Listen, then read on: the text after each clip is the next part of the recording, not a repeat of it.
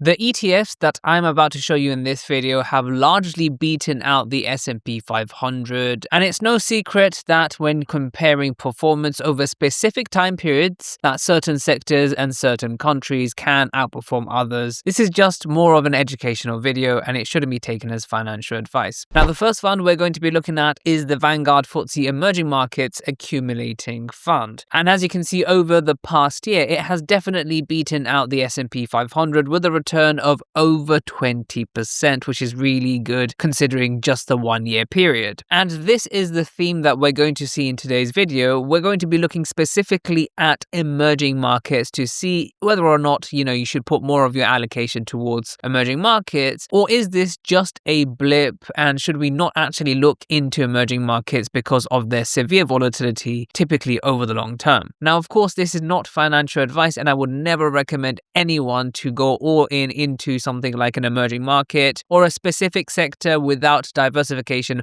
across all different sectors and countries. But it is very interesting to see that if you hadn't invested into emerging markets over the past year, then you would have left a lot of performance on the table. If you would like to sign up to Trading 212 and receive a free fractional share worth up to £100, then all you have to do is to follow the link in the description box down below, or you can use this QR code over here. Just scan it if you're on the TV and it gets you straight to the link. Alternatively, if you've already signed up to Trading 212 over the past 10 days but have not received your free fractional share, then all you have to do is to press the 3 horizontal line menu over here. Then scroll all the way down until you see the section Use Promo Code. And in this section, just enter my code JUBAIR and you should receive a free fractional share. So when investing into emerging markets, it's very important to understand the underlying assets that you're going to have exposure to. So on this Vanguard fund, as you can see, all I have to do on Trading 212 is just scroll down. Now, just before we get into that, it's quite important to actually understand how much you're paying for the fund. For this Vanguard fund, for example, you are paying 0.17% as an expense ratio. This isn't something that comes out of your balance, but it is something that comes out of the performance of the fund. So do bear that in mind. If it's higher, it could take away from your performance, especially over the long term. Now, for all the funds that we're going to see, Trading 212 isn't going to include the expense ratio, but these are easily found if you just use the ticker code from here, put it into Google, for example, and it will tell you the expense ratio. So if we look at the annualized performance, you can see over the past year, it has performed especially good. Over the past 3 years, the performance does go down to about 14.9%. And you can see over the past 5 years, as an annualized performance, emerging markets haven't really been there, up by around 4.48%, which is decent. But if you put 100% of your allocation into emerging markets, you won't really be expecting that much. So going into the top 10 holdings, we see why the fund has gone up so much, or potentially why there is a problem. You can see at 13.36%, which is a huge amount, we have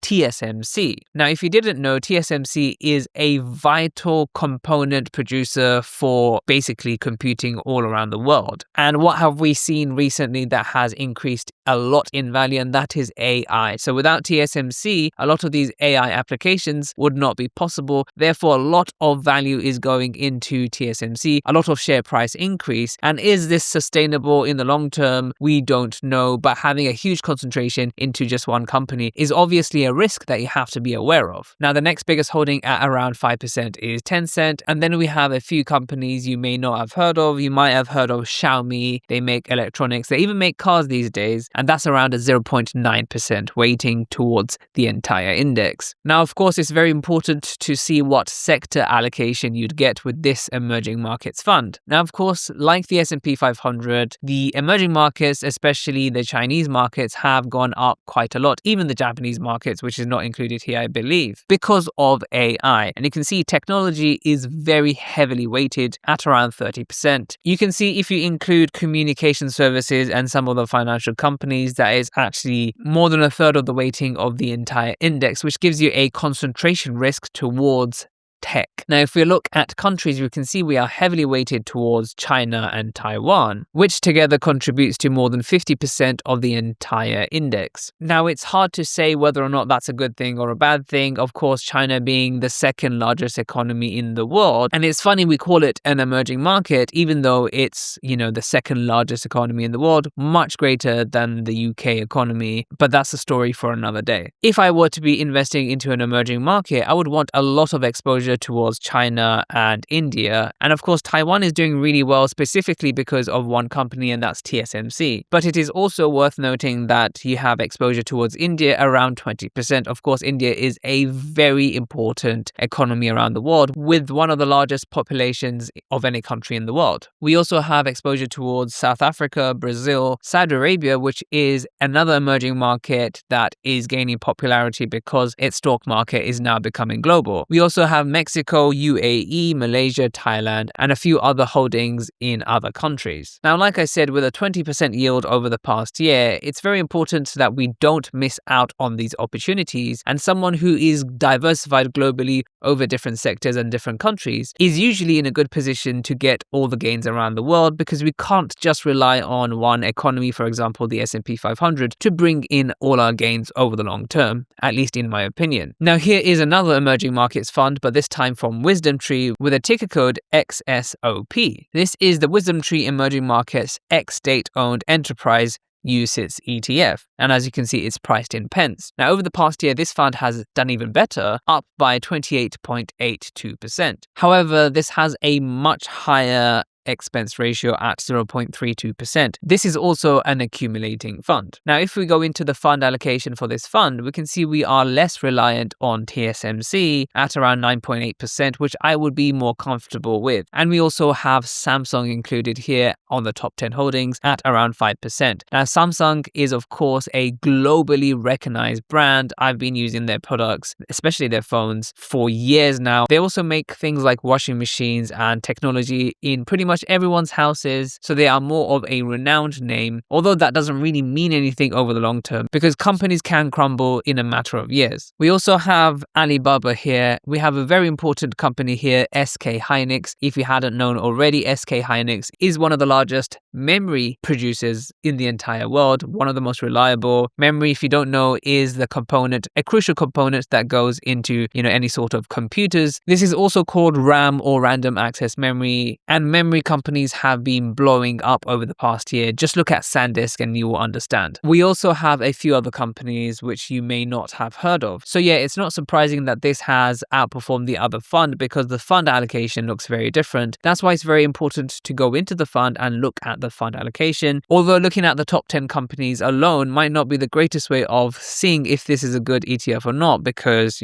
this is more like stock picking at this point. It's probably better to look at sector allocation. As you can see, still very tech focused, but we have more of a diversification across different companies here with less of a weighting towards just one company, for example, TSMC. We also have a lot of financials and consumer discretionary, and there is a bit of diversification across different sectors. Now, when it comes to countries, it's a different story here because China and Taiwan no longer make up 50% of the total holding. We also have India, and South Korea has a much higher weighting here. We have exposure to South Africa, Brazil, Saudi Arabia, Mexico, Thailand, and even a tiny amount in the United States of America. Now, here is a fund that has obliterated other funds, especially other emerging market funds, and definitely the S&P 500. And this is the HSBC MSCI Emerging Markets Islamic Screen Fund, so a Sharia compliant approach towards emerging markets. As you can see, over the past year, the fund is up by over 51%, which is brilliant in my opinion. Now, this fund, again, because it is a thematic fund, it's an Islamic screen fund, will have a high expense ratio at around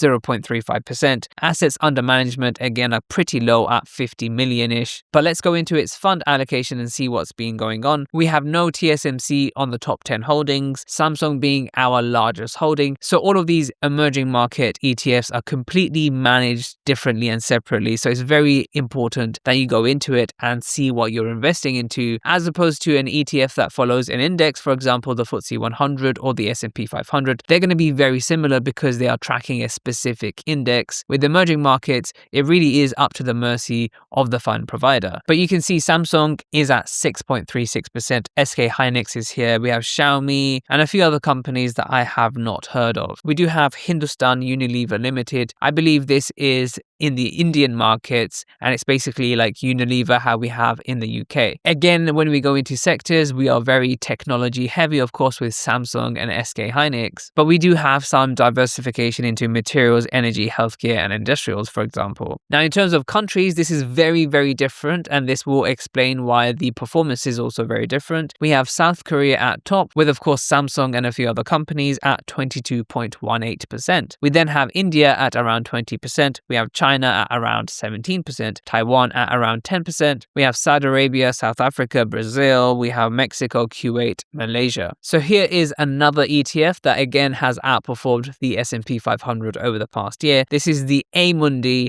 Prime Emerging Markets Accumulating Fund, and over the past year it is up by a magnificent 46.48%. You can see that the expense ratio is actually pretty reasonable for this fund at only 0.1%. So here is the fund allocation. We can see TSMC quite high at 11.7%. We have Samsung at 4.5%. We have Tencent, Alibaba, SK Hynix, and a few other companies that you may not have heard of. Now, in terms of sector allocation, there's no surprises here that technology is at top, but financials is pretty high in this ETF, and then we have other sectors, for example, consumer discretionary, industrials, and the list goes on. In terms of countries, we are very highly exposed towards China and Taiwan. We have South Korea, India, Brazil, South Africa. The list does go on. Like I said before, every single ETF manages the emerging markets very differently, and that's why you will see very different performance figures. Now, this is the fund that has gone up by a crazy amount. This is the Fidelity Emerging Markets Fund, and as you can see over the past year, it is up by a massive 71%.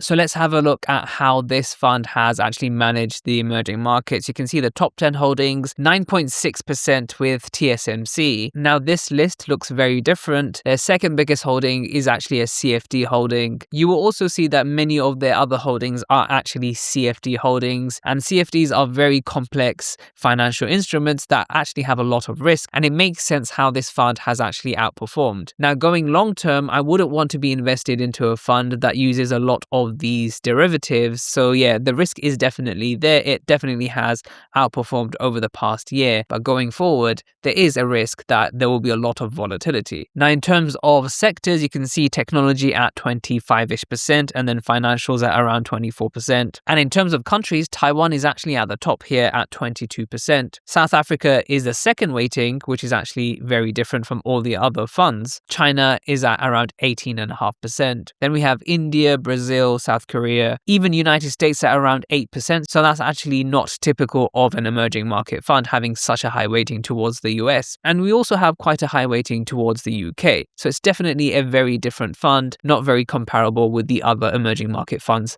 that we've seen today. So out of the 5 funds we looked at today, let me know if you'd actually invest into them. And make sure to check out some of my other videos, and I'll see you in the next video.